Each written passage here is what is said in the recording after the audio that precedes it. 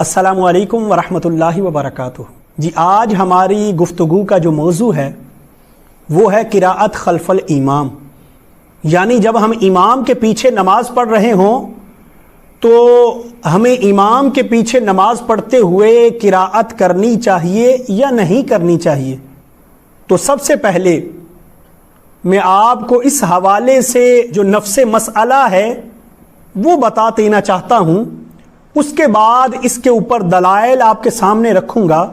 تو فیصلہ آپ نے کرنا ہے کہ جب ہم امام کے پیچھے نماز پڑھ رہے ہوں تو ہمیں امام کے پیچھے قراءت کرنی چاہیے یا نہیں کرنی چاہیے۔ تو یاد رکھیے، جب ہم امام کے پیچھے نماز پڑھ رہے ہوں تو چاہے امام بلند آواز سے قراءت کرے چاہے امام آہستہ آواز سے قراءت کرے تو ہمیں امام کے پیچھے قراءت نہیں کرنی چاہیے، یعنی پانچوں نمازوں میں ہمیں امام کے پیچھے خاموشی کے ساتھ کھڑے رہنا چاہیے، اپنی قراءت نہیں کرنی چاہیے۔ یہ ہے نفس مسئلہ۔ اب اس کے اوپر دلائل دینا چاہتا ہوں۔ سب سے پہلے خالق کائنات نے قرآن پاک کے اندر 9ویں پارے کے اندر ارشاد فرمایا وَإِذَا قُرِئَ الْقُرْآنُ فَاسْتَمِعُوا لَهُ وَأَنصِتُوا لَعَلَّكُمْ تُرْحَمُونَ۔ تو خالق کائنات نے ارشاد فرمایا کہ جب قرآن پاک کی تلاوت کی جائے، قرآن پڑھا جا رہا ہو تو خوب کان لگا کر سنو اور خاموش رہو تاکہ تمہارے اوپر رحم کیا جائے۔ اب اس آیت مبارکہ سے ہمیں کیا پتہ چل رہا ہے کہ جب بھی قرآن پڑھا جا رہا ہو تو ہمیں خاموشی کے ساتھ توجہ سے کان لگا کر اس کی تلاوت سننی چاہیے۔ بتائیے، جب امام بھی آگے قراءت کر رہا ہو، قرآن پاک کی تلاوت کر رہا ہو، پیچھے مقتدی اپنی تلاوت شروع کر دے تو بتائیے توجہ سے کون سن رہا ہے؟ کون خاموشی کے ساتھ تلاوت قرآن پاک سن رہا ہے؟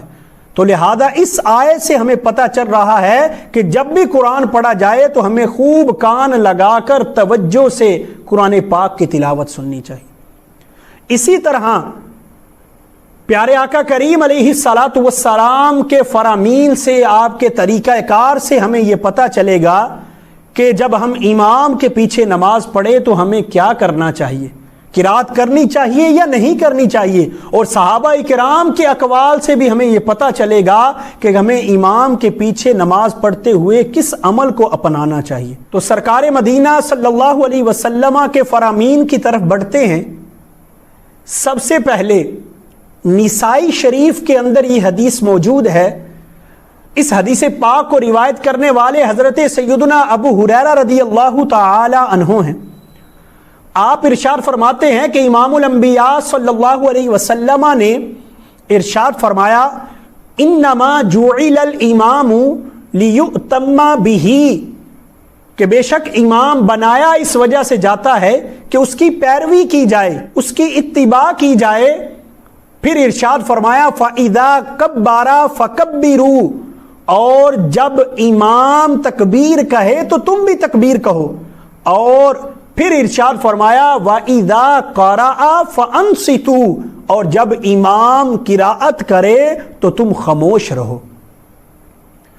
اب نسائی شریف کی اس حدیث پاک سے ہمیں پتہ چل رہا ہے کہ حضور ارشاد فرما رہے ہیں کہ جب امام کے پیچھے تم نماز پڑھو تو جب امام قراءت شروع کر دے تو تم خاموش ہو جاؤ۔ یہ ارشاد نہیں فرمایا گیا کہ امام قراءت شروع کرے تو تم بھی قراءت کرو۔ دوسری حدیث ابو داؤد شریف کے اندر یہ حدیث موجود ہے۔ اس حدیث پاک کو روایت کرنے والے بھی حضرت سیدنا ابو ہریرہ رضی اللہ تعالی عنہ ہیں۔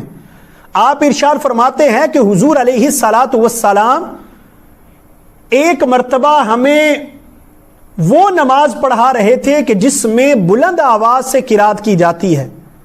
حضور علیہ الصلاۃ والسلام نماز پڑھا کر فارغ ہوئے تو حضور علیہ الصلاۃ والسلام نے ارشاد فرمایا تم میں سے کون ابھی میرے پیچھے قراءت کر رہا تھا؟ تو ایک شخص کھڑا ہوا، اس نے عرض کیا یا رسول اللہ صلی اللہ علیہ وسلم میں قراءت کر رہا تھا۔ تو حضور علیہ الصلاۃ والسلام نے ارشاد فرمایا اچھا تو مجھے ایسے لگ رہا تھا کہ گویا مجھ سے قرآن پاک کو چھینا جا رہا ہو، کوئی مجھ سے قرآن چھین رہا ہو، مجھے ایسے معلوم ہو رہا تھا۔ حضرات محترم ذرا غور کیجئے کہ حضور کیا ارشاد فرما رہے ہیں۔ حضور نے یہ تو ارشاد نہیں فرمایا کہ تو نے اچھا کیا، تو میرے پیچھے قرات کر رہا تھا، تیرے اوپر ضروری تھا قرات کرنا۔ نہ حضور نے ارشاد فرمایا کہ مجھے ایسے معلوم ہو رہا تھا کہ گویا کوئی شخص مجھ سے قرآن پاک کو چھین رہا ہے۔ تو پتہ چلا جب کوئی شخص امام کے پیچھے قرات کر رہا ہو تو ایسے اس کو معلوم ہوتا ہے کہ اس سے قرآن پاک چھینا جا رہا ہے۔ یہ حضور علیہ الصلاۃ والسلام ارشاد فرما رہے ہیں۔ پھر مزید آگے حدیث کے اندر امام الانبیاء صلی اللہ علیہ وسلم نے کیا ارشاد فرمایا، وہ تیسری حدیث مبارکہ سنیے۔ اس حدیث پاک کو حضرت جابر رضی اللہ تعالی عنہ روایت کرتے ہیں۔ آپ ارشاد فرماتے ہیں کہ رحمت عالم صلی اللہ علیہ وسلم نے ارشاد فرمایا، من کان لہ امام فقراءۃ الامام لہ قراءۃ، کہ رحمت عالم صلی اللہ علیہ وسلم نے ارشاد فرمایا کہ جس کے لیے کوئی امام ہو تو لہذا امام کی قراءت مقتدی کی قراءت ہے، امام کی قراءت مقتدی کو کافی ہے، لہذا مقتدی علیحدہ سے اپنی قراءت نہیں کرے گا، مقتدی کو امام کی قراءت ہی کافی ہے۔ حضرات محترم اس حدیث پاک پر غور کیجئے کہ خود حضور ارشاد فرما رہے ہیں کہ جس کے لیے کوئی امام ہو تو امام کی قراءت ہی مقتدی کی قراءت ہے، مقتدی علیحدہ سے اپنی قراءت نہیں کرے گا۔ تو یہ حضور کے فرامین ہیں جس سے ہمیں پتہ چل رہا ہے کہ جب ہم امام کے پیچھے نماز پڑھ رہے ہوں تو ہمیں امام کے پیچھے نماز پڑھتے ہوئے خاموش رہنا چاہیے، خود اپنی تلاوت نہیں کرنی چاہیے۔ اور یہی طریقہ کار صحابہ کرام کا تھا۔ صحابہ کرام اس عمل کو کتنا برا جانتے تھے کہ جو امام کے پیچھے علیحدہ قرات کرتا تھا، جیسا کہ حضرت سیدنا عبداللہ بن مسعود رضی اللہ تعالی عنہ آپ ارشاد فرماتے ہیں کہ جو شخص امام کے پیچھے قرات کرتا ہے تو میرا دل چاہتا ہے کہ اس کا منہ مٹی سے بھر جائے، اس کے منہ میں مٹی ہو کہ جو امام کے پیچھے قرات کرتا ہے۔ یہاں بات ختم نہیں ہوئی، امیر المؤمنین حضرت سیدنا عمر فاروق اعظم رضی اللہ تعالی عنہ آپ ارشاد فرماتے ہیں کہ جو شخص امام کے پیچھے قراءت کرتا ہے تو میرا دل کرتا ہے کہ اس کے منہ میں پتھر رکھ دوں، اس کے منہ میں پتھر ڈال دوں۔ اب دیکھیے صحابہ کرام اس کام کو کتنا برا جانتے تھے۔ اگر امام کے پیچھے قراءت کرنا کوئی اچھا عمل تھا، امام کے پیچھے قراءت کرنا جائز تھا، تو بتائیے حضور نے کیوں منع فرمایا حدیث مبارکہ میں؟ اور صحابہ کرام نے اس عمل کو اتنا برا کیوں جانا اگر امام کے پیچھے قراءت کرنا جائز ہوتا؟ تو ان تمام دلائل سے یہ پتہ چلا کہ جب ہم امام کے پیچھے نماز پڑھ رہے ہوں، چاہے کوئی بھی نماز ہو، پانچوں نمازوں میں سے، تو جب ہم امام کے پیچھے نماز پڑھیں تو ہمیں خاموشی اختیار کرنی چاہیے اور خاموش رہ کر امام کی قراءت کو توجہ سے سننا چاہیے، علیحدہ سے اپنی قراءت شروع نہیں کرنی چاہیے، کیونکہ اس کام سے خود حضور علیہ الصلاۃ والسلام نے منع فرمایا ہے۔